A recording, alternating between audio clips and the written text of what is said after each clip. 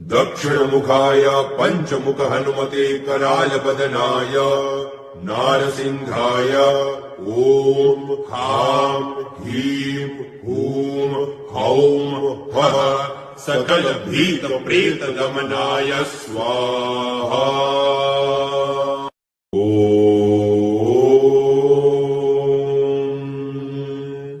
दक्षिणमुखाय पंचमुख हनुमते करालबदनाय नारसिंहाय ओम हां ह्रीं हूं हौं फः सकल भीत प्रेत दमनाय स्वाहा।